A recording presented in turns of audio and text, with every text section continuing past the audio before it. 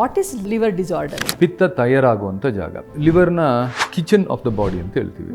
ಈಗ ನಾವು ಏನೆಲ್ಲ ಊಟ ಮಾಡ್ತೀವೋ ಅಷ್ಟು ಪದಾರ್ಥಗಳು ಜಠರಕ್ಕೆ ಹೋಗಿ ಸಣ್ಣ ಕರಳಿಗೆ ಹೋಗಿ ಸಣ್ಣ ಕರಳಲ್ಲಿ ಪ್ರಾಸೆಸ್ ಆಗಿ ಎಲ್ಲ ಡೈಜೆಸ್ಟಿವ್ ಮೆಟೀರಿಯಲ್ಲು ಲಿವರ್ಗೆ ಹೋಗುತ್ತೆ. ಲಿವರ್ ಮುಖಾಂತರ ಹೋಗೋದ್ರಿಂದ ಏನಾಗುತ್ತೆ, ನಾವು ಊಟ ಮಾಡಿದ್ದು ಪ್ರೋಟೀನ್ ಆಗಿರ್ಬೋದು, ಫ್ಯಾಟ್ ಆಗಿರ್ಬೋದು, ಕಾರ್ಬೋಹೈಡ್ರೇಟ್ಸ್ ಆಗಿರ್ಬೋದು, ಬೇರೆ ಮಿನರಲ್ಸ್ ಅಥವಾ ವೈಟಮಿನ್ಸ್ ಏನಿದ್ರು ಅದು ಬ್ರೇಕ್ ಡೌನ್ ಆಗಿರುತ್ತೆ ಕರಳುಗಳಲ್ಲಿ. ಇಂಟೆಸ್ಟೈನಿಂದ ಅಬ್ಸಾರ್ಬ್ ಆಗಿ ಥ್ರೂ ದ ಪೋರ್ಟಲ್ ಸಿಸ್ಟಮ್ ಲಿವರ್ಗೆ ಹೋಗುತ್ತೆ. ಲಿವರ್ಗೆ ಹೋಗಿ ಅಲ್ಲಿ ಕೆಲವು ಸಲ ಅದು ತುಂಬ ಸೂಕ್ಷ್ಮವಾಗಿ ಬ್ರೇಕ್ ಡೌನ್ ಆಗಿರುತ್ತೆ. ಈಗ ಪ್ರೋಟೀನ್ ಅನ್ನೋದು ಅಮೈನೋ ಆಸಿಡ್ ಆಗಬೇಕು, ಕಾರ್ಬೋಹೈಡ್ರೇಟ್ ಅನ್ನೋದು ಗ್ಲೂಕೋಸ್ ಆಗಬೇಕು. ಈ ಥರದ್ದು ಮೈನ್ಯೂಟ್ ಬ್ರೇಕ್ ಡೌನ್ ಆಗಿದ್ದರೆ ಅದು ಇಮಿಡಿಯೇಟಾಗಿ ಪ್ರಾಸೆಸಿಂಗ್ ಹೊರಟೋಗ್ಬಿಡುತ್ತೆ. If it is partially processed ಇದ್ದರೆ ಮತ್ತೆ ವಾಪಸ್ಸು through the form of bile ಕರಳಿಗೆ ಮತ್ತೆ ಬರುತ್ತೆ. This system is called enterohepatic circulation ಅಂತ.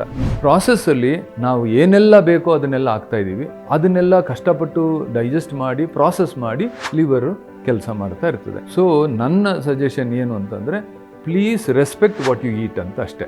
ರೆಸ್ಪೆಕ್ಟ್ ಅಂತಂದರೆ ನಾವು ಏನು ತಿಂತೀವಿ ಅದು ಗೌರವಯುತವಾಗಿ ತಿಂದರೆ ಪ್ರಾಬಬ್ಲಿ ನಮ್ಮ ಲಿವರ್ ಮೇಲೆ ಆಗುವಂಥ ಒತ್ತಡ ತೊಂದರೆ ಕಡಿಮೆ ಆಗ್ತಾ ಹೋಗ್ತದೆ.